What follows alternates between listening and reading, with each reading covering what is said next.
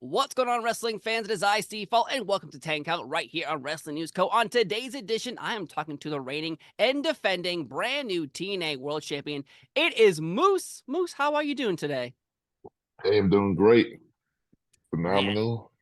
you have had quite a recent turn of events becoming the new TNA champion at Hard to Kill. The brand new TNA brand is back. Now, take me through the hours and the days and the weeks building to Hard to Kill because this is now, again, you're the face of TNA once again, and your champion is brand new brand back in effect. How's that feel?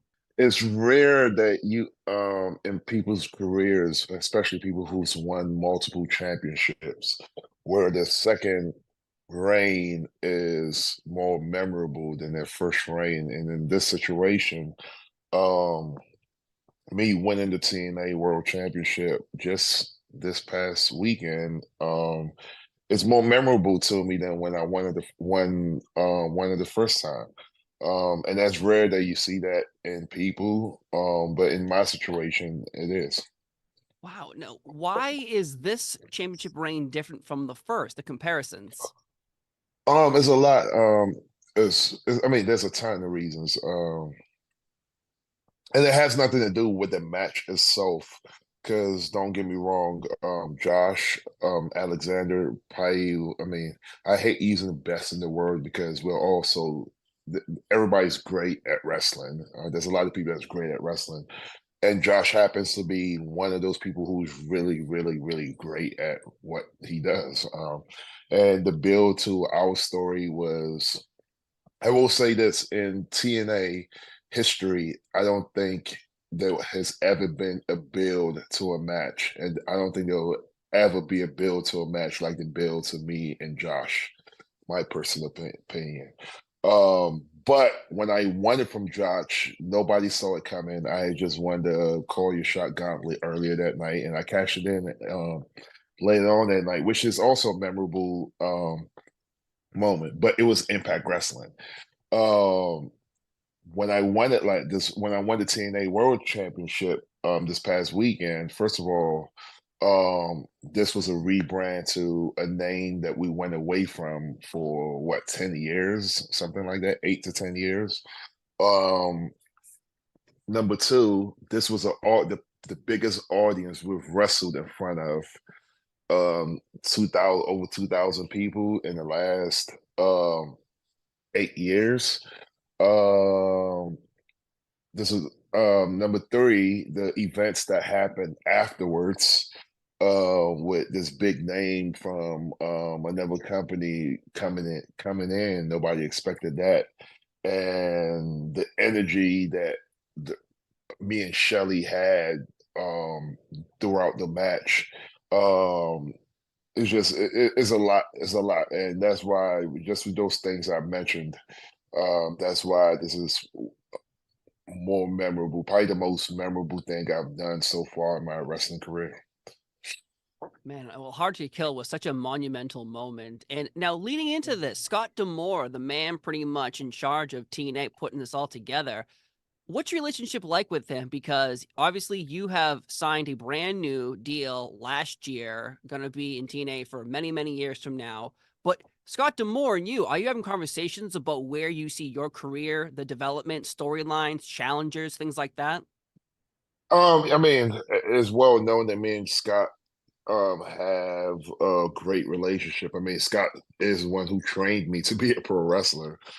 So obviously, without his guidance and his without him, I wouldn't be in the position I am now. And a lot of people ask me, "Oh, why did you turn down going to WWE and going to AEW to stay in TNA?" And Scott DAmore is a big reason for that. I don't. It's one of those things. If Scott DAmore isn't here, then Moose isn't here. So that answers that question. So yeah, me and Scott are always talking. He's a huge mentor to me. Obviously, we have multiple relationships. We have the mentor student relationship. We have the boss employee relationship, then we have the friend relationship, and then we have the big brother little brother relationship. So we both, there's so many different relationships between myself and Scott. So we're always talking. He's always guiding me on things I need to do to get better, and things I need to try, and things that I can maybe stop doing. And yeah. Now, at Hard to Kill, also Nick Nemeth, and then Ash by Elegance, Grizzled Line Veterans, Zaya Brookside, AJ Francis, all of these talented people were on Hard to Kill. But you were in the ring after the championship, and Nick shows up, and the crowd was electric. What was that feeling like? Feeling that audience, knowing that they want to see this match between you and Nick. Yeah, I mean, it felt great. I mean, you see, we got it. I don't know if we got it or if it was solely him, but there was a holy shit chant. The place was electric. Um, all those people showing up, that showed you that TNA is a place to be. Um, like you have a huge name as in Nick, and a huge name as in Ash with Elegance coming in, and then you have guys like AJ Francis and the Grizzled Young Vets. You have Kushida signing a multi-year deal, leaving New Japan to come here. It just shows you that TNA is a place to be. Because you have all these big names, and wrestlers wanted to skip going elsewhere to stay to come here. That shows a lot. And I think this year is a huge year for us, and I think this year we're really gonna um shock, not, I wouldn't necessarily say shock the world, because we've been doing great, but we're gonna turn a lot of hairs this year. Man, I cannot wait. So, where do you see TNA in 1 year from now? Because obviously, the rebrand brought back so many feelings of some people nostalgia, but obviously, some people becoming brand new fans of TNA, hearing all the buzz. So, where do you see TNA in 1 year from now? Because obviously, you just brought up Hard to Kill, largest audience you've seen. TNA Plus, that app is incredible. So, there's a lot of moving parts. But where do you see this brand going in 1 year? Bigger than what it was at Hard to Kill. So Bigger arenas, things like that. yeah, yeah. Wow, man. I We're mean, talking about. mind you, like I've been here for was that 8 years, since 2016? Yeah, 8 years now. So I've been here when we was wrestling in front of 100 people, and we just sold out the Palms per arena, and if I'm not mistaken, we had north of 2,000 people in there. So And do you want that to be your legacy? As when someone thinks of TNA, they don't want to think of Sting. They want to think of Moose. yeah, wow, it's funny I so I just gave you one reason why I stayed at TNA and not go to all these other companies. And you just mentioned the second reason why I stayed, because um one of my biggest goals when I first came to TNA, or not when I first came to TNA, like maybe 2 years ago, when I re-signed to TNA 2 years ago, whenever it was 2 3 years ago. Um my goal was like what you just said. When you hear the letter M, or when you hear the letter TNA, the first name you think of is not AJ Styles, it's not Jeff Jarrett, it's not Abyss, it's not Kurt Angle, but it's Moose.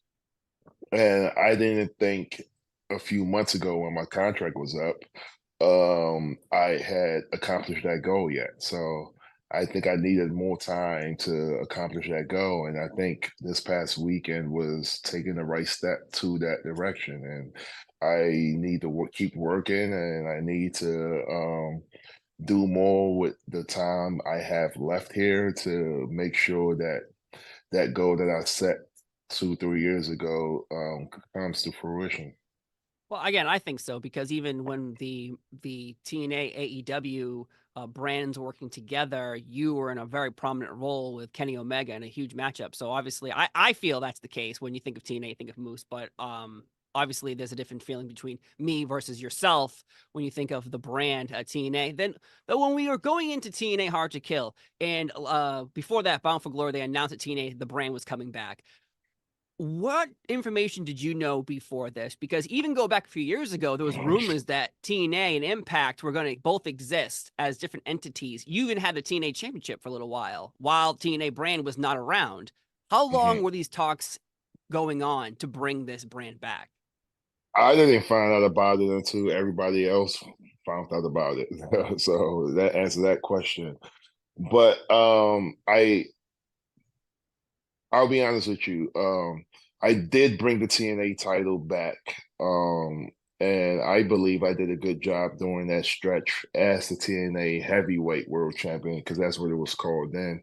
Um, I wonder if I was the reason that sparked that conversation of bringing TNA back. I don't know, but who knows? I mean, I don't know if I did a good enough job during that stretch of being the TNA heavyweight world champion.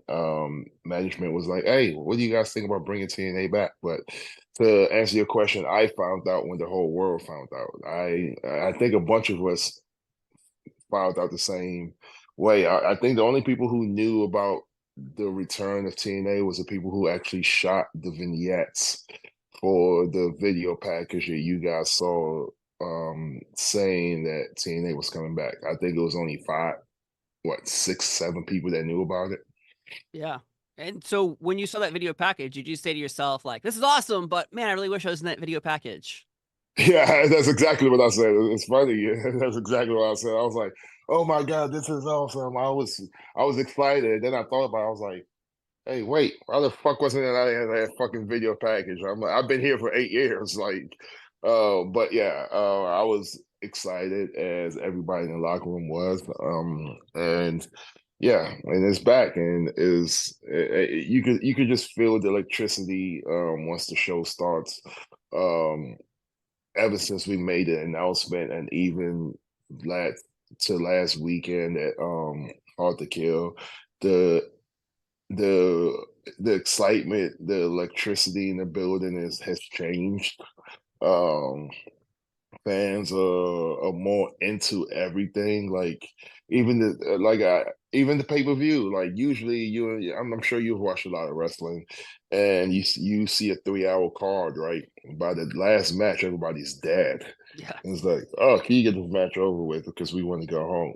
And when me and Shelly went out there, they were still in it and still hot and still wanted to see what was going to happen, who was going to win this match, and that just shows what the change from Impact Wrestling to TNA did for the company. It's like, and I can't wait to ride the storm as long as we can and do bigger and better things in the future. Man, again, I think the excitement around this brand is just incredible. And then again, all these free agents coming in. Like I mentioned off the top, Nick Nemeth, Ash, AJ Francis, all those great talented people. Is there Now, this is going to get interesting because is there a feeling amongst people like yourself or even Eddie Edwards, other talents who've been in TNA for, say, a decade, and you see other names come in, and obviously it helps the brand, brings more eyes, but is there a feeling of, hey, I'm really happy to see you, but don't step on my toes. Don't try to take my spot because you're the champion. Obviously, Nick also wants to be the champion as well. Um, I'm confident in and I'm sure I could speak for Eddie and Josh and Brian and other people in the locker, Eric Young. I'm confident in myself, and I'm sure all those names I did are confident in themselves and their abilities. That it doesn't matter who comes in. We are all good professional wrestlers, or all good professionals. That it doesn't matter who you bring in. I'm confident that I'm going to do a great enough job in myself to be in the same spot that I am. I'm not worried about taking a step down to anybody because I know how good of a wrestler and how good of a talent at what I bring to the company. So there's not I feel like our locker room is different. I feel like you hear this all the time. Our locker room is more of a family oriented locker room, and I really believe that. And I don't think we get jealous or we get mad. Like we want a big name to come in. Hey, all the big names out there come in because if you come in and you make our product better, that just means more eyes on us, more eyes on me, more eyes on Eddie, more eyes on Josh, more eyes on Jordan, you know? So we don't look at it as a jealousy thing or don't take my spot thing. No, come on. You're gonna make me get better. You being a big name coming in is gonna make me step my shit up, you know? So Yeah, of course. More eyes on you means obviously more money in your pocket as well. yeah. Are there any free agents out there that you see that haven't shown up in TNA yet that you're eyeballing going, God, I want to get in the ring with that person? I honestly don't know who's out there, so I couldn't answer that question. I don't keep track of who left other places or who's out there. So um, I just like to be surprised, like you guys. So Well, again, Hard to Kill. If no one has watched that event, it is a must see from top to bottom with Trinity and Jordan Grace. Women's X Division match, you versus Alex Shelley, surprises galore. It was such a great event. And again, TNA Plus is such a great value as well. You can watch the shows, you can watch the past, the present, the pay-per-views, the PLEs. There's just so much happening in TNA with you as the face. One final question. You are the face of the company. Is that an extra feeling of pressure, or is this what you always wanted? This is the feeling you need and desire to always be the top dog and to prove that you are the best. um, I believe I've always been the face of the company. I don't think the title makes you the face of the company. I think I've always been in that spot. I also think there is more than one face of the company. I don't believe that just because you have the title, you're the face of the company. Because just for example, when Stone Cold Steve Austin, the Attitude Era, didn't have the title, who was the face of the company? Stone Cold Steve Austin. Yeah, my point. So I'm not one of those guys that be like, oh, I don't have the title. I'm not the face of the company. No, that's not true. In this scenario, I think there's multiple faces of our company. I think I'm one of them. I think it's myself. I think it's Josh Alexander. I think it's Eddie Edwards, Eric Young. I mean, I think there's multiple faces of the company. So um having the title is a great thing, and I wouldn't trade it for anything else. But having that title doesn't make me the face of the company because I've always been the face of the company.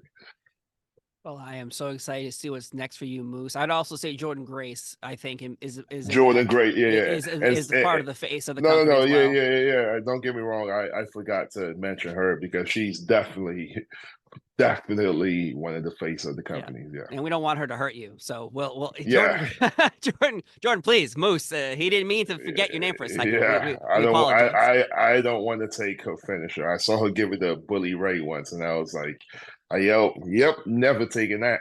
So, Jordan, I'm sorry for not mentioning you. And she's one of my best friends, so I was like, I can't believe I didn't mention her. So, don't beat me up, Jordan. Well, Moose, thank you so much for sharing your thoughts and feelings about Hard to Kill, becoming TNA champion once again, and of course, the rise of the TNA brand once again, taking over the wrestling world, one event at a time. Then again, no surrender in February. There's so much happening, and I am so excited to see what's next. Moose, thank you so much for being here on 10 Count. I've been Steve Ball. He's Moose. Have a wonderful day, and we'll see you next time. Thank you. Bye-bye. Bye.